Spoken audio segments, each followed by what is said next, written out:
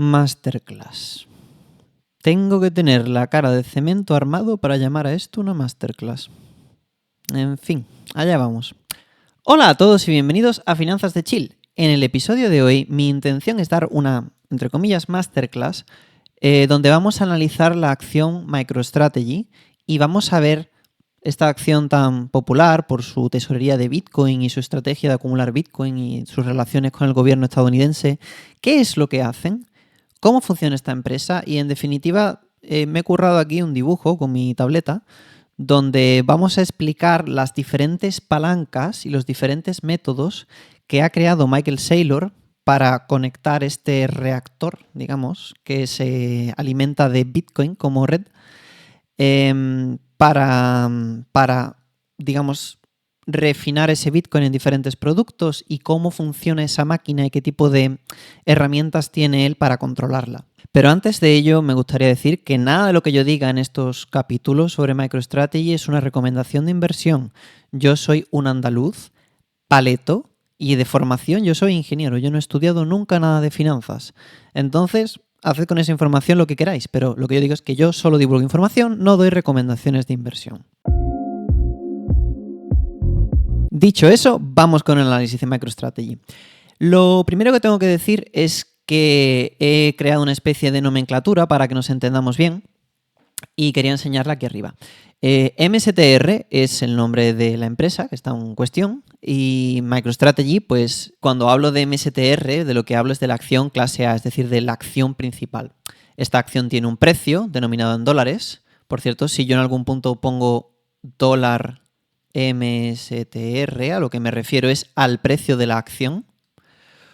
Existe una cantidad de acciones flotantes, es decir, hay una cantidad de acciones en existencia. Y esta empresa también otro parámetro que nos interesa conocer para el análisis es la deuda, el nivel de deuda que tiene, que emiten a través de unos bonos. STKR es la acción perpetua preferente que salió recientemente y hablaremos de ella más tarde, pero lo podemos considerar una especie de acciones clase B, que no tienen derecho a voto y tienen otra serie de particularidades. Estas acciones tienen un precio y una cantidad. Si yo pongo hashtag STKR, a lo que me refiero es a la cantidad de acciones. Y Bitcoin, pues, es el combustible de nuestro reactor, que es MicroStrategy. Y Bitcoin tiene un precio de mercado, denominado en dólares, y MicroStrategy tiene una tesorería de Bitcoin. Si yo pongo hashtag Bitcoin, al final lo que me refiero es al número de Bitcoin, a la cantidad de Bitcoin que MicroStrategy tiene en su tesorería. Bien, para entender esta empresa tenemos que entender dos métricas fundamentales que son las que nos sirven para analizarla a un nivel más elemental. La primera es la que se llama múltiplo sobre el valor de los activos netos. En inglés se escribe MNAV como Multiple of Net Asset Value. En definitiva, esto es una división entre dos cosas. La capitalización bursátil de la empresa, es decir, número de acciones multiplicado por el precio de mercado actual de las acciones, ¿vale? Esto es la capitalización bursátil, dividido por el valor de Bitcoin que tienen en tesorería, es decir, cantidad de Bitcoin en tesorería multiplicado por el precio del Bitcoin al día en cuestión. Si tienen medio millón de Bitcoin y el precio de Bitcoin es $100.000, pues medio millón por 100.000 te da el valor de su tesorería. El MNAV es muy importante y eso tiene un motivo. Si nos fijamos aquí, he marcado un 1. Y este 1 lo que nos viene a decir es lo siguiente.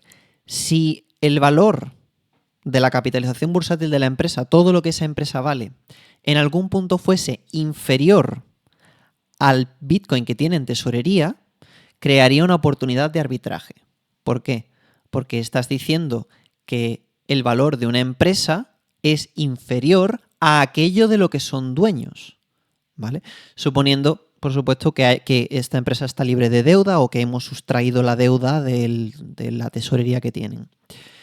Sea como sea, si nosotros tenemos que la empresa vale menos de lo que la empresa, de aquello de lo que la empresa es dueña, se produce una oportunidad de arbitraje y el mercado debería siempre tender a corregir, a que la empresa valga como mínimo, el suelo sobre el que la empresa apoya es el valor neto de sus activos. El otro parámetro que nos interesa mucho es el Bitcoin por acción. El Bitcoin por acción, ¿cómo se calcula? Pues coge la cantidad total de Bitcoin que hay en la empresa y divídelo por el total de acciones que hay dentro de esa empresa o el total de acciones que existen.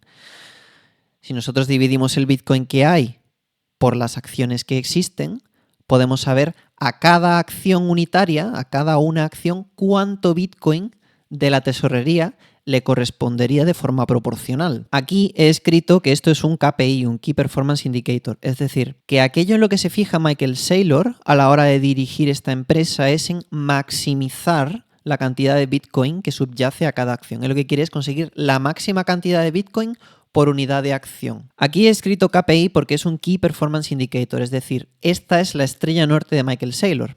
Michael Saylor, al dirigir esta empresa, su objetivo es maximizar la cantidad de Bitcoin que captura para los accionistas. Por tanto, mientras menos acciones haya, más propiedad tienes en la empresa, más representa cada acción. Y mientras más Bitcoin tenga la empresa, más mayor es el trozo de la tarta de Bitcoin que le corresponde al trozo de la tarta que son tus acciones. Entonces tengamos en cuenta que siempre todas las acciones que vamos a tomar o que Michael Saylor va a tomar para dirigir esta empresa siempre van a ir a maximizar la cantidad de Bitcoin por acción. Dicho esto, vamos a ver el siguiente punto. El siguiente punto sería un análisis extremadamente simplificado de qué pinta tiene el balance de activos y pasivos, ingresos y gastos de esta empresa. Entonces yo aquí he dibujado los 4 cuadrantes. Tenemos los activos. El activo fundamental de la empresa es su tesorería de Bitcoin, que tiene un valor monetario. Su principal pasivo es la deuda convertible. Esta empresa se endeuda y entonces emite títulos de deuda que posteriormente tiene que pagar. Y esta empresa tiene 2 tipos de acciones. Una es la clase A, que no recibe dividendo, y otra es la clase B, que sí recibe un dividendo, ¿vale? Y ese dividendo pues, se tiene que pagar, por tanto es un pasivo para la empresa que continuamente va sacando dinero de ahí. Como ingresos, esta empresa, si no contamos el incremento del valor de su columna de activos, solo tiene el negocio base, que era un negocio de IT que, en definitiva, en comparación con el tamaño de la empresa, ya empieza a ser muy pequeño, empieza a ser casi marginal. Pero existe ahí un negocio que gana dinero. Y por otro lado tenemos los gastos, y los gastos son los de cualquier empresa, gastos de personal, oficina, pero los gastos son muy pequeños también en proporción con el valor de la empresa. Esto, por supuesto, está tremendamente simplificado, pero al final lo que estoy intentando es dar los puntos clave en los que hay que fijarse a la hora de analizarla, que son la cantidad de Bitcoin que tienen, cómo de endeudados están y qué obligaciones de pago tienen, porque ellos al final lo que hacen es pedir prestado dinero para comprar Bitcoin. Y cuando tienen obligaciones de pago, pues esas obligaciones de pago las intentan posponer lo máximo posible para que el valor de ese Bitcoin incremente y, por tanto, embolsillarse esa ganancia de patrimonio. Al final es una empresa diferente en el sentido de que la mayoría de las empresas, cuando la gente las valora desde el punto de vista de los ingresos, de cuánto gana, ¿no? Los earnings son súper importantes a la hora de analizar una empresa en Wall Street. Sin embargo, esta empresa es diferente porque lo que nos interesa no son los ingresos, es la columna de activos. No nos interesa de la empresa lo que gana, sino lo que tiene dentro, lo que posee, de lo que es dueña. Y por ese motivo esta es una de las empresas que peor se entienden en Wall Street, y el motivo por el que muchos analistas no consiguen entenderla es porque lo primero tienes que entender la tesis de Bitcoin, lo cual per se ya es un paso bastante grande para la mayoría de gente porque requiere un esfuerzo y un trabajo intelectual y horas de estudio. Pero además de eso requiere analizarla como si fuese un Berkshire Hathaway o como si fuese una empresa que fuese una empresa de holding. Lo que vale de esa empresa no es el ingreso, lo que vale de esa empresa es el incremento del valor de los activos que están dentro de esa propia empresa. Por tanto, aunque de una forma un poco cruda y simplificada, estos son los parámetros que tenemos que mirar a la hora de ver el resto de cosas. Insisto, la cantidad de Bitcoin que tienen y lo que vale, cuánta deuda tienen y qué otras obligaciones de pago pueden tener como los dividendos. Porque esta empresa lo que hace es, me endeudo, compro, dejo que suba de valor e intento posponer el pago lo máximo posible en dólares. O sea que en definitiva se está posicionando en corto en dólares y en largo en Bitcoin. Bien, con eso ya habríamos superado la segunda barrera de entrada a la hora de analizar esta acción. La primera siendo entender Bitcoin y la segunda entendiendo qué es el modelo de esta empresa.